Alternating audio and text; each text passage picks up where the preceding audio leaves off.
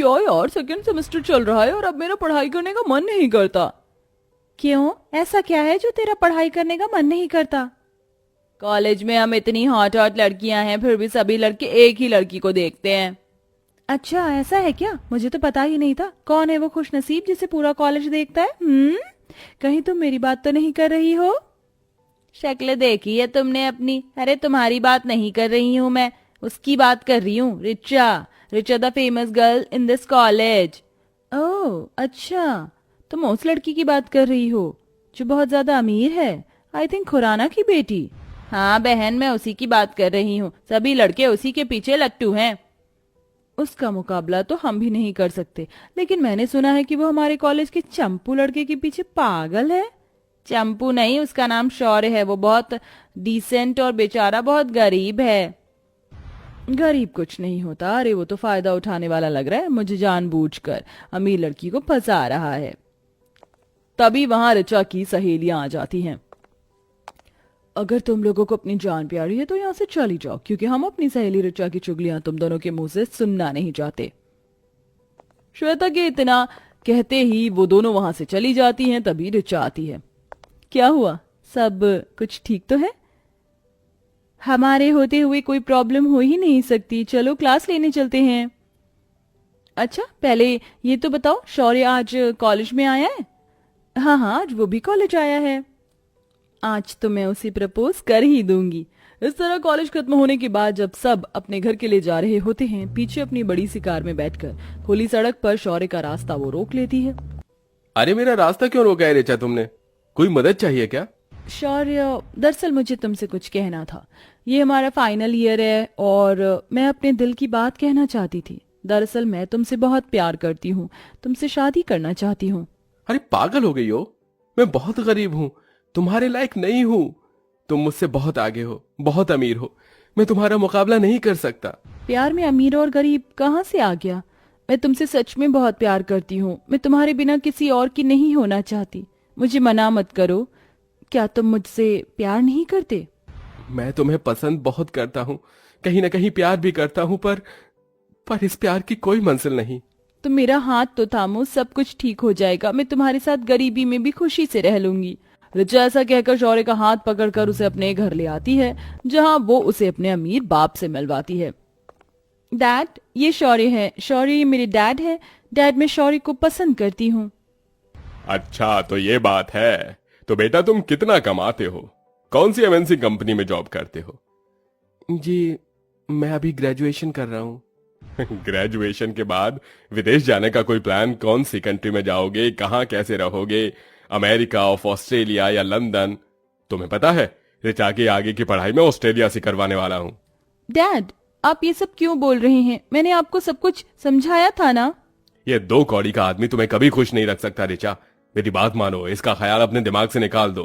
मैं तुम्हारी ऑस्ट्रेलिया की टिकट करवा दी है, अब आप आगे की पढ़ाई वहीं से करेंगे।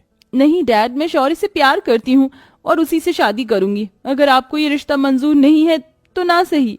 ऋचा ऐसा कहकर शौर्य का हाथ पकड़ती है और उसे अपने महल जैसे घर से बाहर ले आती है। ये धन दौलत, ये ऐशो आराम मैं आज त्यागती हूँ। क्या तुम मुझे अपने लिए स्वीकारती हो?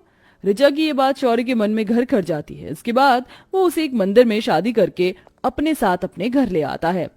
माँ, माँ कहाँ हो आप? माँ देखो कौन आया है। अरे क्यों चिल्ला रहा है? माँ मुझे माफ कर देना, आपको बताया नहीं। ये ऋचा है, आज से ये आपकी बहू है। अरे तू घर पर बहू लेकर आया है, रुक जा, पहले मैं बहू का गृह प्रवेश तो करवा दूं। सरिता ऋचा का गृह प्रवेश करती है, लेकिन घर के अंदर आने के बाद ऋचा को घर में बहुत गर्मी लगती है। हे भगवान, यहाँ तो कुछ भी नहीं है, ना कूलर है ना एसी है, सिर्फ ये कटक कटक करने वाला पंखा है। ऋचा के चेहरे से पसीने टपकने लगते हैं। अरे बहू, तुझे तो गर्मी लग रही है, ये ले हाथ वाला पंखा, इससे थोड़ी देर अपनी बैठे हुए हवा कर ले, मैं तेरे खाने के लिए कुछ लेकर आती हूँ। सरिता इतना कहकर रसोई में जाती है, जिसके बाद ऋचा पंखे से अपनी हवा करने लगती है। यहाँ तो बहुत गर्मी है, बिल्कुल भी बर्दाश्त नहीं हो रही। माँ सिलाई करती है, बस उसी से ये घर चल पाता है। लेकिन तुम चिंता मत करो, जैसे ही मेरी नौकरी लग जाएगी तो घर में एक कूलर लगवा दूंगा। ऋचा ये सुनते ही अपने मन में सोचती है, मेरी सास इस घर को चला रही है और मेरा पति जैसे तैसे करके अब नौकरी ढूंढेगा। मुझे ये जताना नहीं है कि मुझे इस घर में कोई परेशानी है। क्या हुआ, क्या सोच रही हो? कुछ नहीं।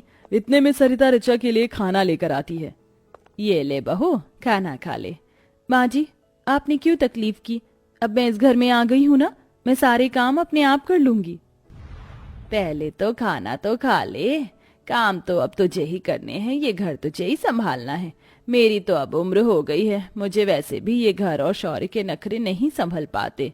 चलिए माँ जी, आप भी हमारे साथ बैठकर खाना खाइए। इस तरह ऋचा गरीब ससुराल में एडजस्ट करने की कोशिश करती है। खाना खाने के बाद सरिता ऋचा को चाय बनाने के लिए कह देती है।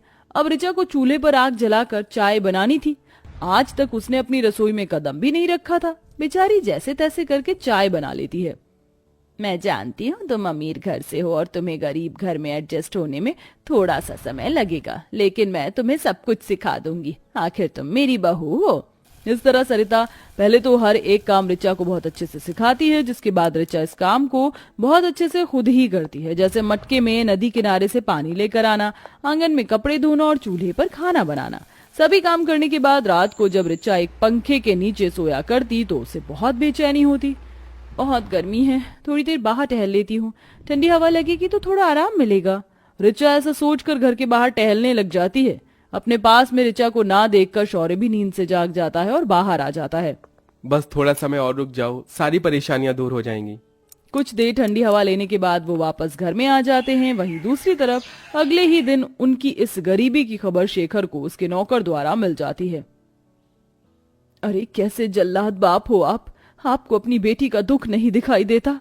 अरे पलकों पर बिठाया था अपनी राजकुमारी को मैंने, कभी नहीं सोचा था कि वो इतनी मेहनत भी होगी। शोभा, अब मुझे और बर्दाश्त नहीं हो रहा, मुझे अपनी बेटी से मिलने जाना है। साथ में कुछ लेकर भी चलेंगे।